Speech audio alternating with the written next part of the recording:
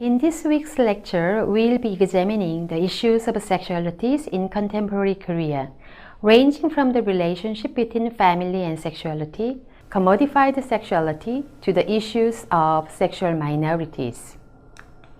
Before we start the class, I'd like to ask you to think about what sexuality means to you. Sexuality is a very ambiguous concept, yet most of us are reasonably sure what it means, because it may refer to the unconscious and conscious sexual impulses and behaviors. The term sexuality includes concepts such as sexual practices, categories, desire, identities, etc., which are culturally mediated and to extent are at root a biological given. Sexuality in Korea refers to the study of sexual desires of Koreans and their gendered expectations and their sexual identity or sexual relations. Sexuality is often presented as cultural traditions and conventions, but it is most important for us to remember it is socially constructed and thus historically changing.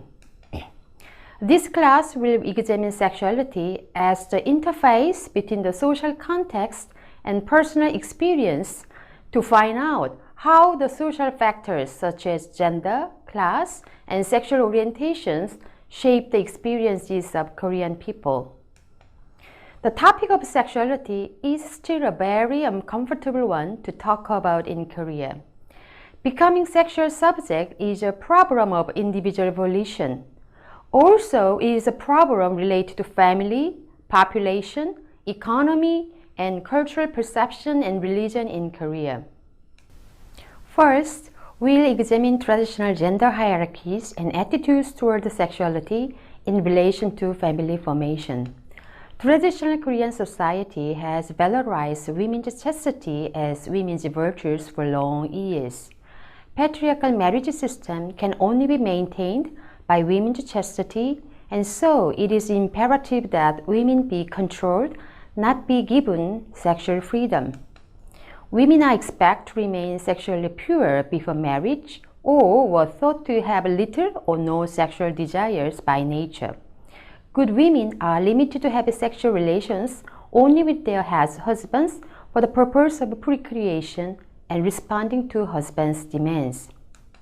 Therefore, women's sexual curiosity is regarded as unusual, unnatural, and dangerous, and it needs to be being held in check. In contrast, virility of men is valorized because they need to pass down family's patrilineal line. Therefore, men's promiscuity is not only tolerated, but encouraged to a certain extent if a man belongs to upper and mid-noble class. Women have also internalized this patriarchal conception on sexuality. Any form of expression of women's sexual desire or even modest opinions against patriarchal norms that confine women's sexuality were penalized. A renowned Korean feminist Pilhwa Jang mentioned that it was the decades of the 1920s and 30s that first witnessed debate on sexuality. A Korean circle of writers, both men and women who had studied abroad or learned about Western debates on Freudian theories, sexology, or sexual science via Japanese channels, participate in the debate on sexuality issue. This debate was prompted by the newly introduced groups of women in Korea called New Woman, 신여성 in Korean, and social disapprovals about them. New Woman is a term attributed to the educated women who embraced the modern notion of equality between men and women, but were ostracized by society due to their views for free love, appearances that emulate the West, and their privileged background. One of the well-known early feminists, a painter and writer, Na Hae-seok, criticized the double standard of sexual norms applied to women and men. In Divorce Testimony, which is a collection of her essays, she reported on the Korean society's systematic negligence, and patriarchal moral legal norms against women's rights. Let's read the tenacious enunciation written in the book.